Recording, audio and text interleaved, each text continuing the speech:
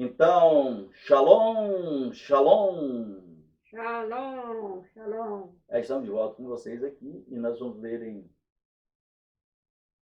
em Shemot, né?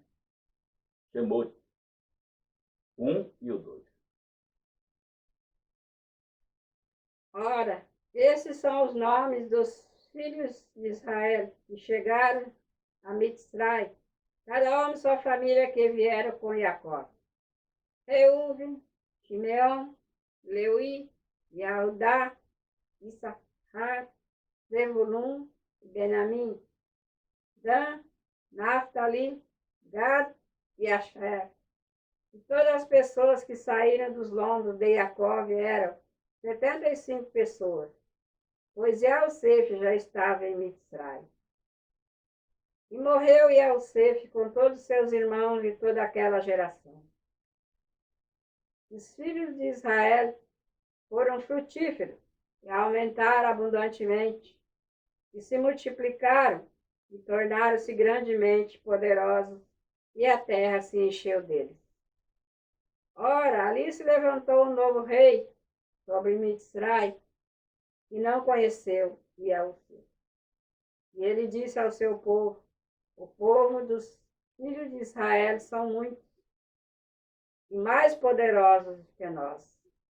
Nós lidaremos astutamente com eles, para que eles não se multipliquem e venha acontecer que, quando vier sobre nós qualquer guerra, eles venham unir-se com nossos inimigos, lutando contra nós, e então deixe a terra. Então eles estabeleceram sobre eles chefes, para os afligirem com os seus impostos. E eles construíram para Paró a cidade do tesouro, de Pitom e Ramses. Porém, por mais que eles o afligissem, mas eles se multiplicavam e cresciam, e eles passaram a ter pavor dos filhos de Israel. Então os mitzrim fizeram os filhos de Israel servir com rigidez, e eles fizeram as suas vidas amargas com a dura escravidão, com argamassa, com tijolo e com toda a espécie de trabalho no campo, todo o seu serviço, com que eles lhe fizeram servir, eram com aspereza. E o rei de Mitzray falou para as parteiras Ivrot, as quais o nome de uma era Shifrá, e o nome de outra era Puá. Então ele disse: quando vós executardes o ofício de uma parteira para as mulheres Ivrot, ao vê-la sobre o assento, se for um filho, então vós o matareis, mas se for filha, uma filha, então ela viverá. Mas as parteiras temeram a Elohim.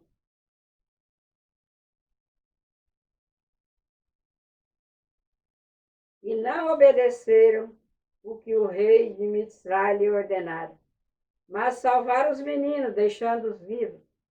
Então o rei de Mitzray chamou as parteiras e disse a elas: por que vós fizeste isto e salvaste os meninos, deixando-os vivos? E as parteiras disseram a Paró: porque as mulheres Ivrot não são como as mulheres Mitzri, porque elas são ativas e têm concebido antes que a parteira entre para o ajudar. Portanto, Elohim fez o bem para com as parteiras, e o povo se multiplicava e ficou muito poderoso. Sucedeu que, porque as parteiras temeram a Elohim, ele deu a elas casas. E Paró encarregou todo o seu povo, dizendo: todo filho que vós for nascido, ele deverá ser lançado ao rio. Mas toda filha vós salvareis, deixando-as vivas. Então nós terminamos o 1 aí, e aí começou a perseguição, né? E daí a história começa a pegar um jeito meio bonito, né? Um jeito assim bom, que só foi tristeza. Yosef lá preso, os irmãos de Yosef, Jacob chorando por causa do filho. E depois aquela pressão com os irmãos de Yosef. Então, mesmo os irmãos de Yosef não prestando, a gente vê a história, a gente fica sentido assim, né? Porque a gente era capaz de fazer pior do que Yosef, né? Mas, na verdade, o coração da gente não é como o coração dele. Mas, na verdade, a gente, para ver a história, a gente fica sentido. A gente fica meio triste. Mas agora nós continuamos no 2. E ali se dirigiu um homem da casa de Leui e tomou como esposa uma filha de Leui. E a mulher concebeu e nasceu-lhe um filho. E quando ela viu que era uma linda criança, ela o escondeu por 3 meses. E não podendo, porém, escondê-lo por mais tempo, ela o levou para uma arca de junco e cobriu com barro e com breu e colocou a criança dentro. E ela a colocou no meio do junco pela margem do rio. E a sua irmã estava em pé à distância para saber o que aconteceria com ele. Então a filha de Paró desceu para lavar no rio. E quando ela viu a arca entre os juncos, enviou sua serva para resgatá-la. E quando ela abriu e viu a criança que chorava, ela teve compaixão dele e disse: Este é um dos filhos dos ivrinhos. Então a irmã do menino disse à filha de Paró: Devo eu ir e chamar para ti uma ama dentre as mulheres ivri, para que ela possa amamentar a criança para ti? E a filha de Paró disse a ela: Vai. E a serva se foi e chamou a mãe da criança.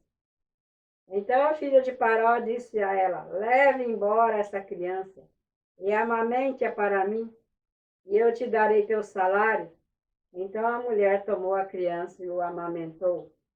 E a criança cresceu, e ela lhe trouxe a filha de Paró, e ele tornou-se seu filho. E ela chamou seu nome de Moshe, pois ela disse: Porque eu tirei para fora das águas. E deu-se passar que naqueles dias, quando Moshe tinha crescido, ele saiu aos seus irmãos e atentou para as suas cargas, e viu um Mitzri atacando um Ivri, um de seus irmãos. E ele olhou para os lados e ao seu redor, e quando ele viu que não havia nenhum homem, ele matou o Mitzri e o escondeu na areia. E quando ele saiu no segundo dia, viu 2 homens dos ivrinhos discutindo. E ele disse: O que você faz é um erro. Por que você atacou o teu próximo? Então ele lhe disse: Quem te fez um príncipe e um juiz sobre nós? Tu intencionas matar-me assim?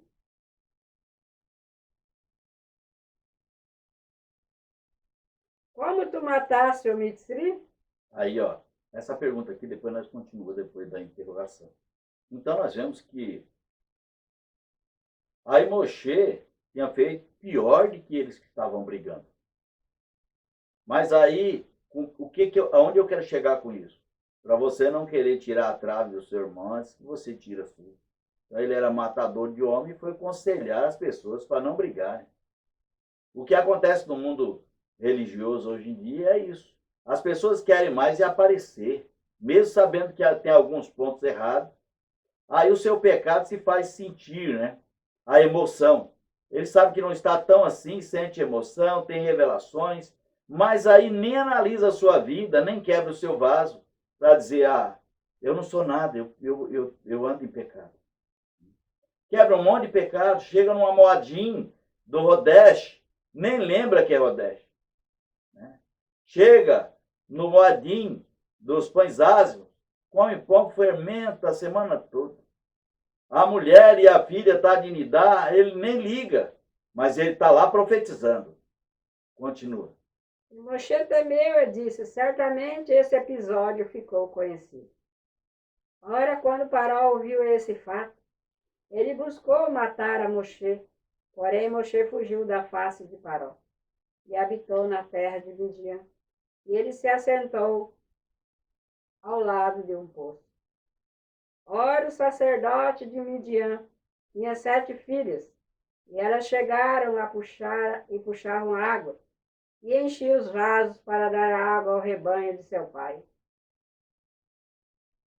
E os pastores chegaram e as afastaram, mas Moshe, ficando em pé, as ajudou e deu de beber às suas ovelhas. Quando elas chegaram a Reuel, o seu pai, então ele disse: como vocês regressaram tão cedo hoje? Então elas disseram: um Mitzri livrou-nos das mãos dos pastores e também puxou bastante água para nós e deu de beber a sua filha. Ele disse às suas filhas: e onde está ele? Por que é que vós deixaste o homem? Chame-no, para que ele possa comer pão. E Moshe ficou satisfeito em habitar com o homem, e ele deu a Moshe Zípora, a sua filha. E ela gerou-lhe um filho, e ele chamou seu nome de Gershom, pois ele disse: eu tenho sido um guer em uma terra estranha.